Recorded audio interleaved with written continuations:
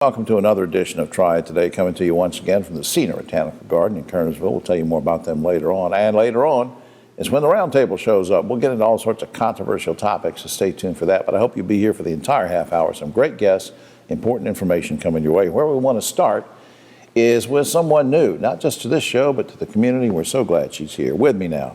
Dr. Debra Barksdale. She's the new dean at UNCG School of Nursing. Welcome. Thank you. My way of VCU, and we're so glad to have, I know you've been here for a little while, but I'm still going to call you new.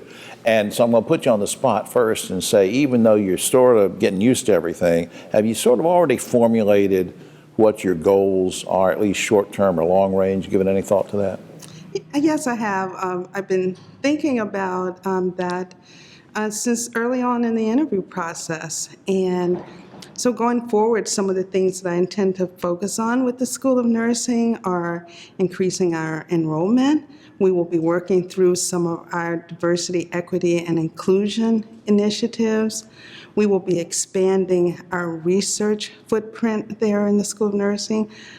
People oftentimes don't realize that nurses do research, and not only just research in the community, but more biophysiological research in labs. Yeah. So enrollment, diversity, research, and also expanding our educational programs. I just think it's great. I know people who are watching this, and we probably had a wide shot a minute ago, they say, well, what is this doll doing up here? And it's a commemorative Barbie of Julia, which for those of you who are too young to remember this, it was a great show in the late 60s with my buddy, the late Diane Carroll, starring as that. It was the first African-American woman to do a lead show in a show like that.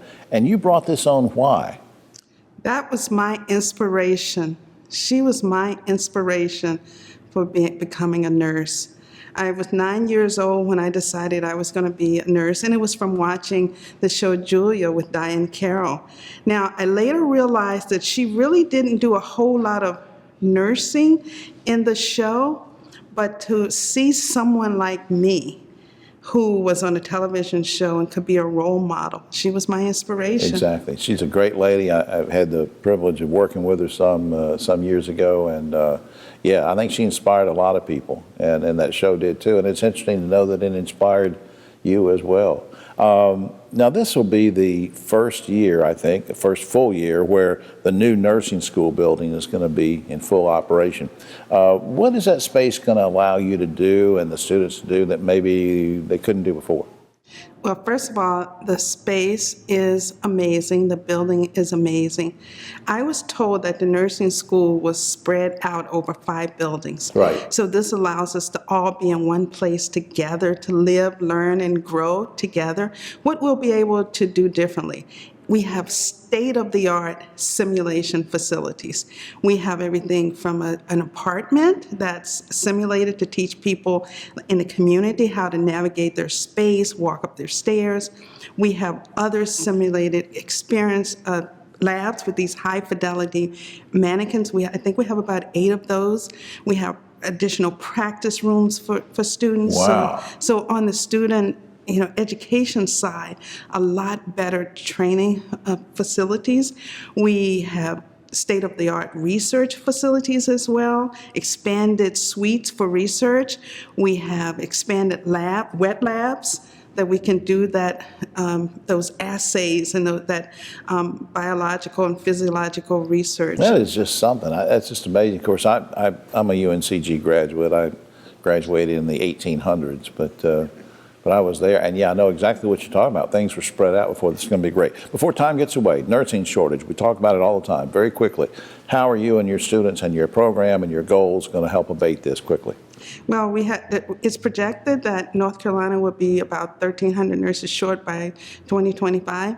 So what we're trying to do is to expand our focus on and having more nurses educated. We need more clinical partners. We need more nurse educators. We need our clinical partners to see our nursing students as part of the solution and not a burden on them.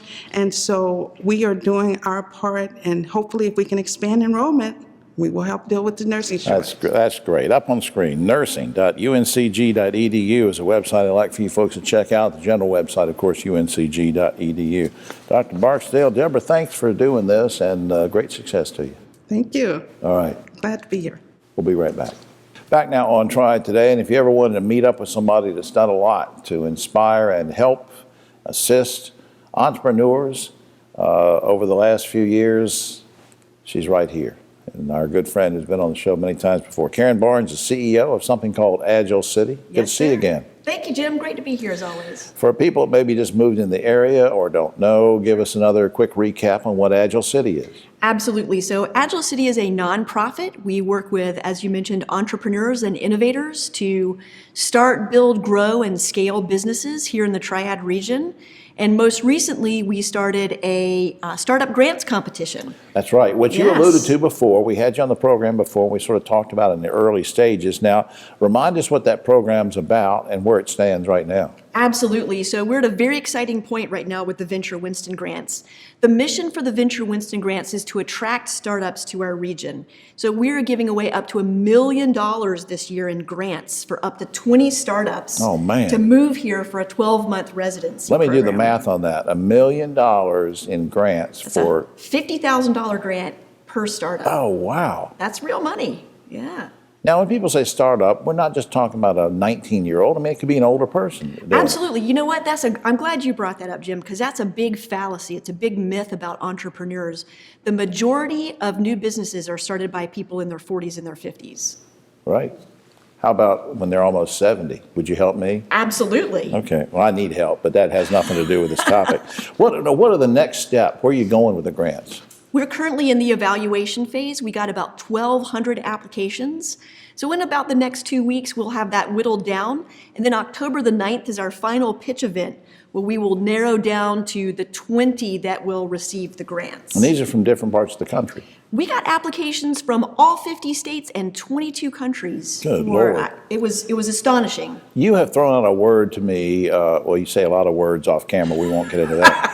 You have thrown out a word to me on this program before, ecosystem. Yes. And I want to know, remind people what you mean by that and what things are happening in our ecosystem. When we talk about ecosystem, we talk about all of the support organizations that work together to support startups. So it could be universities and politicians and companies and nonprofits and mentors and investors. That's the kind of ecosystem that is required to help these companies. But the Triad ecosystem here is on fire, Jim. So I wanted to share some of the really good news that we have gotten in the last several weeks. About 2 weeks ago, the North Carolina Secretary of State released a report that said new business starts in North Carolina are through the roof. And here in Forsyth County, new business starts are up 64% and up 94% in Guilford County. Even despite the pandemic. So actually 12%, only 12% of those are saying that it's directly due to the pandemic that they are starting new businesses. So to me, this is a really strong signal that all the work we're doing to help start new businesses is really working. Now, since you're saying that entrepreneurship is on the rise, is there anything else we can do to fill the gaps other than all the great stuff you're doing? Right. Well, we can continue to support the entrepreneurial support organizations that we have here in town and in the region.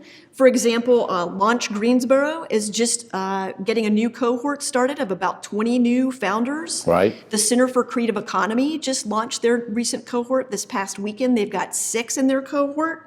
And then we've got a new cohort of healthcare startups from Nordic countries going through the Winston Starts Incubator program. Coming through here. Coming through Winston. I'll tell you what, it's just exciting stuff. Before we lose time, I want to put up 2 things. One, for Agile City, so go to that, agilecity.ws, stands for Winston-Salem. Please check that out and all the great things that Karen is up to help so many people. And also thanks to David Mounts and Inmar Intelligence for all their help in supporting this initiative and many others to help the community. You can visit www.inmar.com for that as well. Karen Barnes, you talk about things being on fire. You are on fire and you're doing great things, and we appreciate your enthusiasm. Thank you, Jim. Always happy to be here. All right, my friend. Thank you. We'll be right back. Now on Triad Today, and I think it's a good time to talk about keeping our students safe and healthy, especially our student athletes. We're going to hone in on that with an expert. who hasn't been here in a couple of years. We're glad to have him back. Christopher Ryan is Manager of Athletic Training Services at Wake Forest Baptist Health. Good to see you again. Thanks for having me. Appreciate it. Let's remind people what the Athletic Training Outreach Program is all about at Wake Forest Baptist. Tell me about it. Sure. The hospital hires athletic trainers, and they send them out to local high schools to provide athletic coverage for the sports. So they're there every single day, all the practices, they attend all the games, just to make sure we're keeping those kids safe and making sure we're following all the correct health and safety protocols. Yeah, and just to sort of repeat what you just said in a different way. When I was coming up 100 years ago and playing sports in junior high and high school, we had a team physician who would show up maybe once a year and make us cough. That was it. That was it. So, I mean, this is radically different because you're really trying to be proactive, right? Yeah, a lot of things about athletic training is prevention. So we're trying to prevent a lot of injuries. So having someone there every day to be available to those athletes is really a critical part of healthcare. We didn't rehearse this or anything. We've known each other for a while, but I'm just curious. Can you give me an example of something that if you're there day to day, you can spot it and say, "Hey, Coach, you might not want to have them do this," or "Coach, this might not be a good idea," or "I'm keeping an eye on this guy because of this." I mean, is there an example you can help me understand? Sure. I think when you're there every day and you're watching those practices and you're watching those kids perform, you notice when a kid, if he starts to limp or he starts to do something differently than he normally does. That's when you can kind of pick that out because you're there every single day and you really build a relationship with these athletes. Especially at high school, you see them when they come in as freshmen and then all the way as they progress to a senior, you see them develop, you see them grow. So for one example, like if a kid sustained possibly a concussion, right? And he's supposed to run his routes and he catches the ball, but all of a sudden he starts going the wrong way, or we've seen it where offensive players go to the defensive huddle because they're all confused. Disoriented. Yeah, they're disoriented. So that's a good example of where you can I think watch those things. Yeah, that's great that you're keeping an eye on things like that. What message do you try to convey to the student athlete? Because I know that I'm going to say they or we, anybody who's participating in those sports, can be stubborn about it. They want to play every day, they want to play hard, they want to be available, and then you're hanging around or one of your trainers are hanging around and putting a damper on something. What message you try to get to them about prevention? I think getting to the kids early in their athletic careers, we're teaching them that if you manage your injuries when they first happen and you don't just keep playing through them and making them worse and making them worse and making them worse to the point where you can't play anymore, that really elongates the time that you can't practice or play. If you catch them early and manage them, then you're able to keep playing at the level that they want to keep playing at. And of course, that's a good overall message for anybody, athlete or not. If you get injured, you've got to rehab correctly and that kind of thing. Before time gets away, one thing I want to ask you about was stepping back. Well, not really stepping back because we're still in the throes of a different kind of stage of pandemic. What advice should you give to student athletes who are returning for the first time to sports very quickly? Number one, high school athletics, you have the ability to get vaccinated. I would encourage everyone to get vaccinated. Number two, you have to maintain the same health and safety protocols we were back in the spring. Wash your hands, wear your mask, stay apart from people, and you protect yourself and you protect your teammates. Exactly. Good advice. Up on screen. wakehealth.edu/sports medicine. Please check that out. These guys and gals do a great job and trying to keep our kids safe, and I applaud what you're doing and keep up the good work. Thank you. Thanks, Appreciate Chris. We'll be right back. Now on Triad Today, and if we're on a wide shot, I never know, but if we're on a wide shot now, you're going to see three of us, actually four of us, and one of us has four legs, and that's Abby, who's seated back there. We have a special guest holding Abby. We're going to get to her in just a second. But over next to me is Kent Kuykendall, who's been on the show before, owner of Goose Masters. Welcome back, sir. Thank you, sir. It's good to be here. I think there must be a million Kuykendalls because we've had Cody on, we've had Gwen on, you on, but now this lady sitting back here is who? This is my daughter, Kara, and she's my baby girl, and she'll always be my baby girl. And Involved in the company. absolutely, she does a great job managing the Triad area. Yeah, and now let's remind, I'm going to come to Kara in just a second, but now can't remind us what Goose Masters is all about. Okay, Goose Masters provides environmentally safe and humane goose control. So we keep unwanted Canada geese off of properties. Right. And people think about, geese, and Kara, they'll see them on TV or they'll ride by some fast food place and see a whole gaggle of these Canada geese. Oh, aren't they cute or whatever. They're not, they might not be cute. They're kind of fractious, and there's some health risks too. So why is it a good idea to be able to take care of this problem? Well, they make a huge mess all over all the properties that they might be on. And that's a health risk right there. Right, yes, definitely. Right. And they can be really aggressive. I luckily have the dogs with me all the time. Yeah, that's right. Well, this is but Abby. I wouldn't, this is Abby. This is Abby. Yep. Now, Abby is one of the border collies that you and your family train to humanely sort of move and these Canada geese along, whether it's, and it can be on a farm or a private property, an apartment building, whatever. You'll go anywhere, right? Yeah, definitely.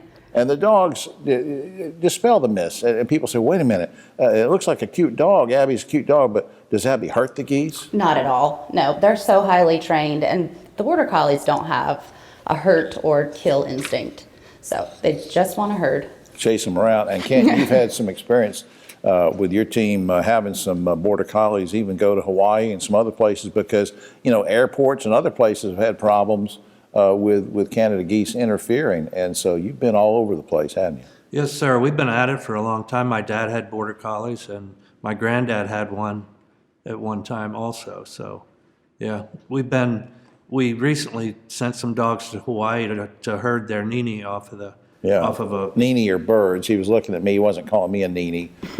Nini are like the big. It's a historic bird. It's a land, of Hawaii. It's the Hawaii state bird, but it's a goose, and it's very pretty. Yeah. But just like our geese, it makes a huge mess. And the two resorts that use the dogs surround an airport, and so we've hugely reduced the possibility of airstrikes. Yeah, and you don't want accidents happening out in there and stuff like that. Now, as we mentioned, you breed and board. I think you also board border collies. We don't board. The only ones we have in our kennel are ones that we are currently training or some breeding dogs that we have. If I wanted to go out and get a pet and I see Abby on here and I say, gosh, that's great. We know Abby has a great work ethic. Are they good pets too? Yeah, definitely. They bond so much with us. Yeah. And as long as they've got enough to do, they'll be happy. Well, that's how it is with me. If I don't have anything to do, I'm in trouble. So where are y'all off to now? And maybe not geographically, but just in the business. How's the business going? It's going good. We've gained a few areas in different places. We're now in Portland, Oregon, and the place is going great in Florida. And So you'll go and help anybody anywhere? yes, sir. We have some franchise agreements, and so yeah, we'll go anywhere there's geese and there's a problem, and Now, I'm going to give the website here in just a second, but when I do, if somebody goes to this website, can they get in touch with you guys and say, can you give me a free demonstration? Do you do stuff like that? absolutely all the time. Yeah, Okay. we'll get free, no obligation demo. Okay, so folks, look at this. This is important. Goose-masters.com. Please check that out. It's on screen. It'll give you a lot of good information about how they can take care of a goose problem. And Abby is one of these hard workers who helps make it happen. And Kara, it's nice to meet you too. Yeah, you too. Thank you. All right. Bye, Abby. You've been very well behaved. Wish all my guests were like that. All right, we'll be right back. Back now on Triad Today, just about time for the roundtable, but a quick shout out to Adrienne Rothling and her team here at the Senior Botanical Garden in Kernersville. Great place to visit. Have your events here, and the website's on screen. Please visit that as well. And now to the roundtable on my right, but always the political left, Ogie Overman, the great broadcaster journalist, and with next socially distanced behind him, Dave Briggs, of course, director of High Point Theater, sitting in for Wendy Poteet, who had a death in the family, and we wish her well. We are thinking about Wendy. Dave, thanks for sitting in on this. And Keith Granberry, founder of Helping Hands Consultants. Guys, let's get started. Bars and restaurants in some states are now requiring proof of vaccination before you can enter. Would you like to see that happen in North Carolina at all the bars and restaurants? And will it happen, Ogie? Yeah, I've been okay with it for a while now, and if people don't start getting vaccinated, it's going to come to it. It's going to be mandated.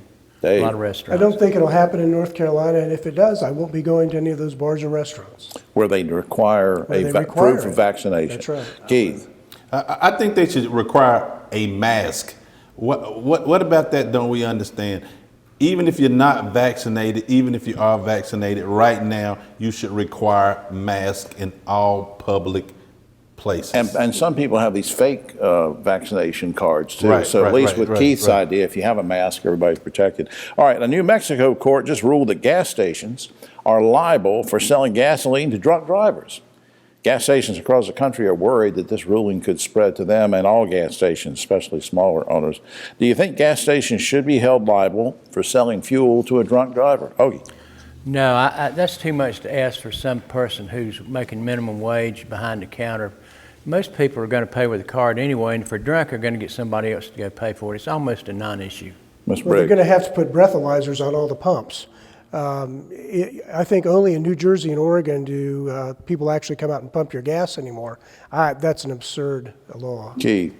Can I sue people if I eat some bad food at a restaurant? Well, yeah, I mean, we getting too far out. We're getting too far out. That's crazy. Yeah. To ask that of individuals. well, as you guys know, health insurance companies will sometimes frequently deny coverage for various things. I know I tried to get a lens implant. I'm almost blind in one eye. They said, no, you got to have a cataract first.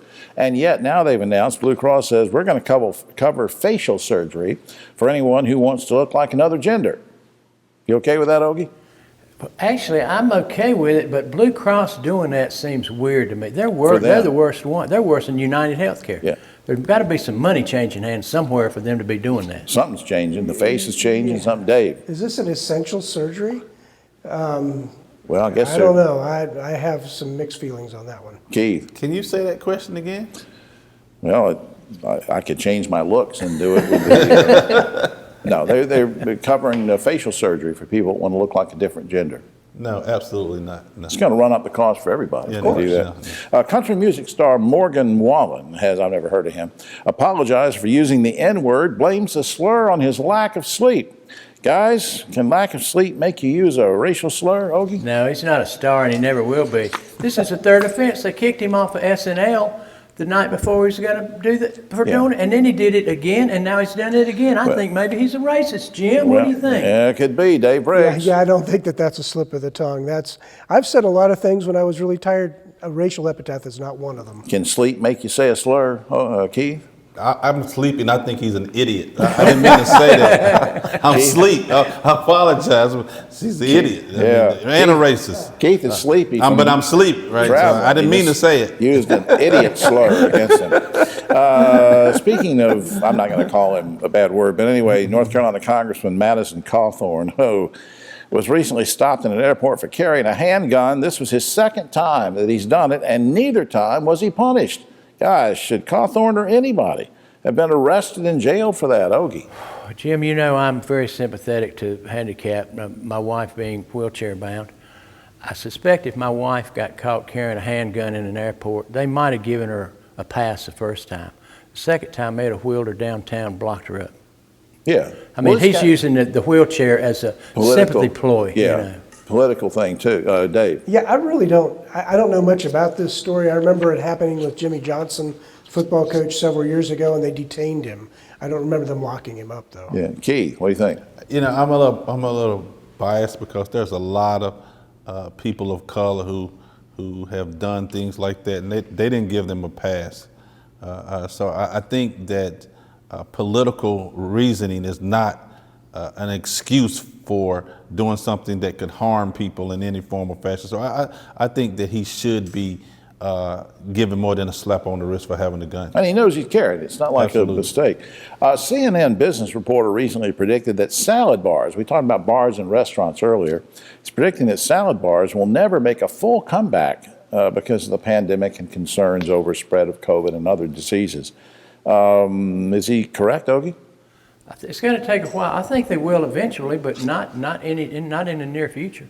Dave, what do you Yeah, think? I don't think he's been to Myrtle Beach. They're pretty fully operational there. But no, I think you're right. I think under normal circumstances, that's a thing of the past. Keith, you think some of the salad bars? I don't think will just- salad bars should ever come back. People moving over. There's just too much going on. Yeah. Buffets and salad bars. Let's try something different. Yeah, I was in That's the too much. convenience store one Yeah, time. I don't want nobody's I went in to salad get bar. like a particular kind of donut from a convenience store, and right as I was getting to reach for it, this little kid grabbed it, and he took a bite out of it, and his mother said, "I'm not paying for that, put it back." He put it back in there. I'm not saying where it was, but it rhymed with Weedway.